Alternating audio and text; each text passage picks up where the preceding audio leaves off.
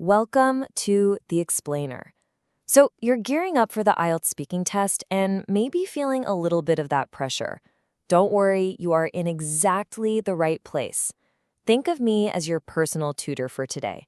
My whole goal here is to give you a super clear, step-by-step guide so you can walk into that test room feeling confident and ready to get the best score you possibly can. Okay, let's set our sights high right from the start. We're not just aiming to pass, right? We're aiming for excellence. I've built this whole explainer to give you the tools and the mindset you need to go for a top score. I'm talking band 8.0, maybe even higher.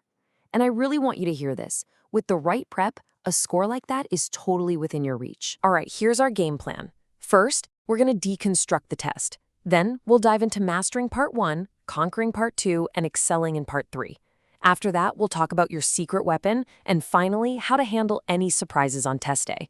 Let's get into it. Okay, first up, before you can win the game, you gotta know the rules, right? So let's figure out exactly what the examiner is listening for. This isn't just a casual chat, it's a very structured test.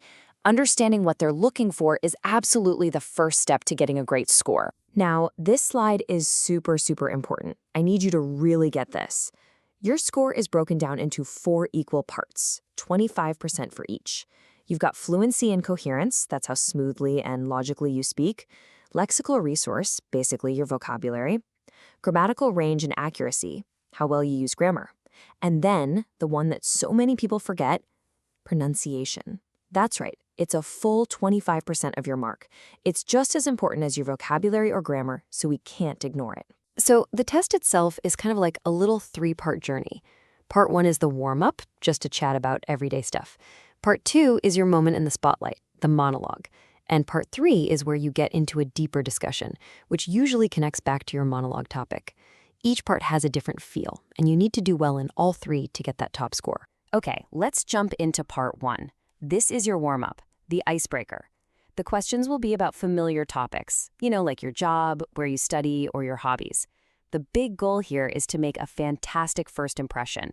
You want to sound relaxed and natural, but at the same time, you're already starting to show the examiner what you can do. Okay, listen up, because this is the #1 rule for part 1.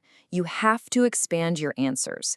Never ever just say yes or no. That's a huge missed opportunity. Just look at the difference here. Yes, I like music. It's fine, but it tells the examiner nothing. Compare that to the strong answer. It gives more detail, a reason, some great vocabulary like huge fan. That is what you're aiming for. A good rule of thumb? Try to give a 2 or 3 sentence answer to every single question. Here's a really simple but incredibly powerful trick for you. Just mirror the tense of the question. So if the examiner asks you something about the past, you answer in the past tense. If they ask about your future plans, you use the future tense. I know it sounds really basic, but you'd be surprised how many people mess this up. Nailing this every time is such an easy win to show off your grammar skills. All right, moving on to part 2, the long turn. I know. This is the part that can make your heart beat a little faster.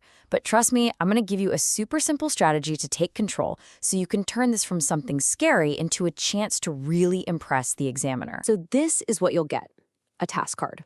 It'll give you a topic to describe, and then you'll see these bullet points. These points are your best friend. They are not a test. They are there to help you. They give your talk structure. Your job is just to talk for about 2 minutes, making sure you hit on each of these points along the way. You get 1 minute to prepare. This minute is absolute gold. The biggest mistake people make? Trying to write full sentences. Don't do it. There's no time. Instead, here's your plan. For each bullet point, just scribble down a couple of keywords. That's it. Then, think about a simple story that connects them.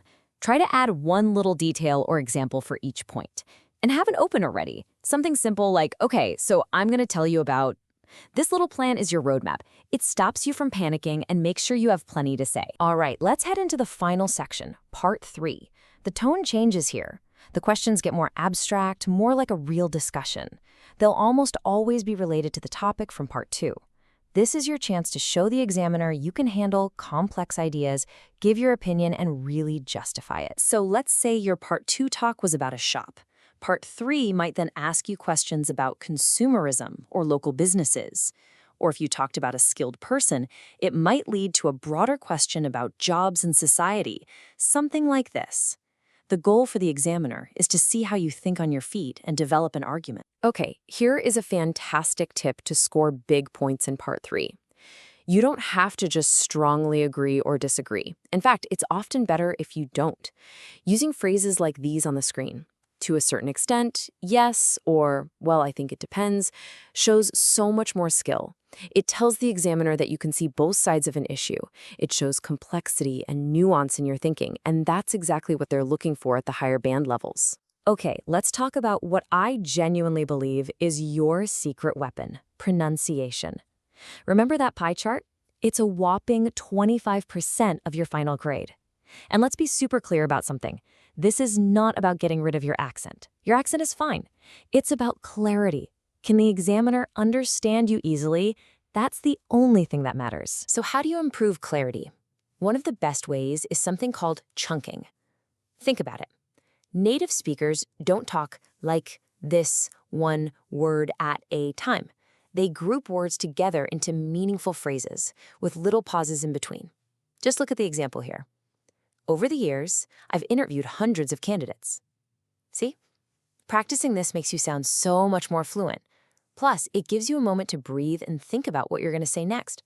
So win-win. Another huge part of pronunciation is word stress. Putting the emphasis on the wrong part of a word can make it really hard to understand or even change its meaning entirely. A classic example is contact, the noun, versus contact, the verb. The best way to learn this? Listen. Actively listen to native speakers and try to notice which syllable they emphasize. Getting this right will make a massive difference to how clear you sound. Okay, last section. Let's talk about what to do when things don't go perfectly.